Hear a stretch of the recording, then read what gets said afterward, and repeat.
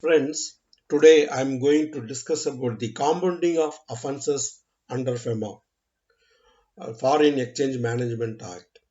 See, a FEMA requires certain deadlines for reporting of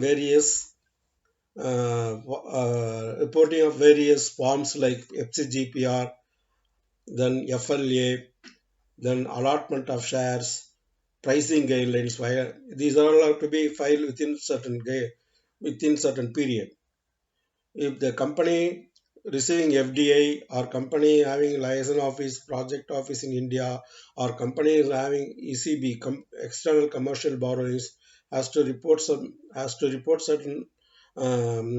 filings, has to file certain filings within due dates. If they fail to do that, then compounding of offences will be coming under the FEMA. So repercussions will be very severe. For example, one big company in India had availed ECB loans from European market. Immediately at that time there is a rule that once you avail the ECB credit limit, you have to repatriate the amounts into India. But that Indian company has parked that funds in Europe and earned a lot of interest. Then this is a violation under the FEMA as per existing guidelines existed at that time. So what they did is they went for a compounding. The RBI levied a heavy fine, for example, 100 crores on that company because it's a violation for parking of funds without RBI approval in abroad and earn interest. Immediately they have to repatriate to India and use the funds for the end use for the purpose, whatever the purpose was they availed for the loan. So under compounding of offences, I'm going to tell you the offences will be uh, even if it is a minor, then it will be very cumbersome for the company in India if not reported to RBI in time. What are the various offences to be has to be compounded under FEMA? Late delay in filing of FC-GPR, then delay in filing of annual return on foreign liability assets (FLA). Previously, there was no there was no deadline for this, but today now recently they have brought in this also FLA also they have brought in for compounding of offences. Delay in issue of shares or refund of share application money beyond 60 days, mode of receipt of funds, non-reporting of mode of receipt of funds, etc. Then violation of pricing guidelines for issue or transfer. So pricing guidelines also has to be followed by the Indian company compulsorily. If they violate, then it has to be compounded. Then issue of ineligible instruments such as non-convertible debentures, partly paid shares, shares with optionality clause. These also attract compounding of under the FEMA. Then receiving investment in India from non-resident, that is foreigner, or taking on record transfer of shares by investing company. Delay in reporting downstream investments.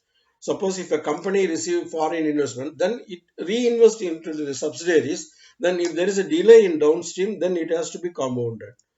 Then delay in reporting receipt of amount of consideration for LLP also. There are certain LLPs, limited liability partnership. Once they receive the capital contribution, they have to report to RBI. If they do not repair, then it has to be compounded. Then gift of capital instruments by person resident in India to a person resident outside India, and it has to without seeking the prior approval of RBI. So in that case, if a Indian resident want to gift his shares to a foreign resident without the RBI approval, then it is a offence under FEMA and it has to be compounded. Well, the application for all compoundings have to be submitted to the regional office with a fee of rupees 5,000. Suppose if your registered office company is situated in Mumbai, then it has to be filed with the regional office at Mumbai to the appropriate authority by annexing a 5,000 rupees demand draft along with the compounding application. Compounding for what apply? Foreign direct investment, external commercial borrowings, lapses, overseas direct investment, then investment in abroad, in wholly owned subsidiaries, branch office, liaison office, and other applicable provisions. What are to be the enclosures to be attached along with the compounding application? Memorandum of association of the company, as well as latest audited balance sheet of the company, with undertaking that they are not under any inquiry, investigation, adjudication by any agency. The company has to give an undertaking. This has to be enclosed along with the compounding fees, compounding application. Reporting contravention. Suppose a company failed to report within FDI within certain time, 60 days, 30 days after the allotment, or other reporting contravention, then fixed fine of rupees 10,000 rupees, and it will vary. It will going on increase per per year. For first year it's 10,000, 1,000. For second year it will be 2,500. Like that it will go. Then reporting of contraventions by liaison office, branch office, project office. A subject of 2 lakhs maximum fine, and 10% of the total or along with the 10% of the total project cost. Then failure to file AAC, APR, annual performance report, share certificate, delay, then a fine of compounding fee of rupees 10,000 will be levied. Delayed receipt of the share certificate, rupees 10,000 per year. The total amount of being subject to ceiling of 300% of the amount invested. It fine will be if you do not able to say, if you are the company, Indian company does not able to send the share set within the time, then compounding may be fee may be 300% of the total investment received. This is too much. So you have to be very careful in reporting to the RBI. Allotment and refunds, if it is not paid within the time, then 30,000 plus given percentage of first year, for example, 0.30%, then second year it will goes for 35%, like that it will go. So all other contraventions, it will be 50,000 plus given percentage. Then issue of corporate guarantee without prior approval from the RBI, rupees 5 lakhs plus given percentage. For first year it is 0.0005%, like that it will go. So what I suggest you, the compounding offenses, once the company always, Indian companies always, they want to save by not appointing concerned officials for all these, taking care of all these, for example, company secretaries. So the cost of compliance will be more.